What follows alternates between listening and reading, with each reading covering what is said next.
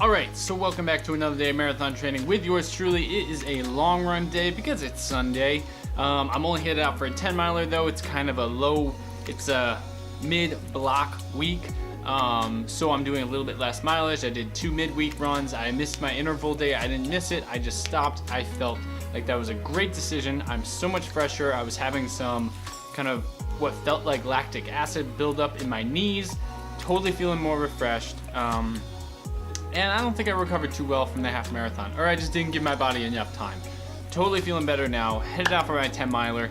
Good news, it snowed a bunch again, so that's always great. I mean, by a bunch, it's like maybe 3-4 inches, so nothing, like, it's not a storm, but it's enough to be like, geez. So I got my heart rate monitor on. I'm not headed out to break any records. I'm just headed out to complete the 10 miles. If it was nicer out, maybe I'd be trying to go a little bit faster, but at this point, it's just about not slipping, getting 10 miles in, and I'll let you know how that goes. That's about all. So, check back in a minute. Sorry, I always make those go for so long. Okay, peace. Alright, ladies and gentlemen, we are sitting back in my room. We're gonna go over that 10 miler that I just ran. Things are looking pretty good. It felt really good. You know, things are getting better. You don't know how many times you can say in a vlog, like, things are getting better. You know, I guess things are always getting better. They're getting better all the time. Okay, so we did 10 miles in 1 hour, 37 minutes, 33 seconds, an average pace of 9:42 per mile, and I burned about 1,500 calories. That's pretty cool. Did about 590 feet of elevation gain, so nothing too wild, you know. That's about what I'm used to. Sometimes I do more, sometimes I do a little bit less. The main thing though, average heart rate, 156. That is pretty baller. I've noticed that my heart rate recently in the last couple weeks after the half marathon, since I've kind of tapered down, I've slowly been getting over it. Things have been getting quite a bit, or my heart rate has slowly kind of come down a couple notches, which is super cool because it means that after 17 weeks of training with the heart rate monitor, that stat is finally becoming something that I can see improvement in, which is super cool, awesome to see. A 10 miler today, I think the last time I did a 10 miler was just after New Year's at the beginning of January. This 10 miler felt totally easy. Let's actually take a look. I would like to take a look at my last split. Yeah, okay, so my last split was actually a 9:17, and that was with 128 feet of elevation gain, which was my second highest climb within 1 mile. So I pushed pretty hard. It was my third best 15K, third best 10 miler. Are those like the same thing?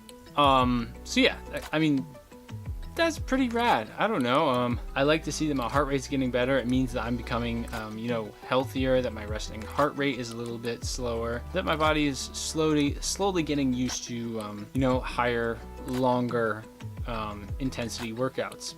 And also it means that, you know, my aerobic system is getting a little bit better as I run at you know, a certain level of intensity. My heart rate, it's getting easier for me. You know, my mileage times aren't necessarily coming down, but now my heart rate is kind of coming down. Little increments. These are tiny increments. You know, a couple weeks ago, maybe this would have been more like a 162 average heart rate. Now it's about a 155, 156. For me, that's huge because I would really like my heart rate to even get maybe a little bit closer to like 150 at the same pace that I'm going. It would really show that my body's working less hard to do the same effort, which is great, which is super duper awesome. You know, you want to be able to do that so that then you can start building, preserving energy, learning how to make your energy last, because the longest run I've done is 14.5. I gotta do 26 and beyond. I'm gonna have to know how to manage my energy. So managing energy is, I guess, the end-all takeaway from how I'm seeing my workouts technically get easier on my body through seeing that statistic of my heart rate slowly getting lower. So yeah, that wraps up my 10 miler. Super awesome. Yeah, you know, it didn't really feel like a long run. Obviously it's not, because I've seen some pretty long, like a lot of people, when they hear long run, they're thinking, you know, 18 plus miles. For me, my long runs are more like 13, 14 miles. Today's kind of this week is kind of an off week in my block, so it was a couple of week workouts and then the 10 miler for the end of the week. That's what I did today. We'll get back to it, trying to do probably, we'll see how we feel. The chart says 18 miles next week for my long run. I really don't think I'm gonna be able to do that, but we'll see. We'll see how I feel going into it and everything like that. But as always, that wraps up today. This was this was day 119. This is marathon training day 119.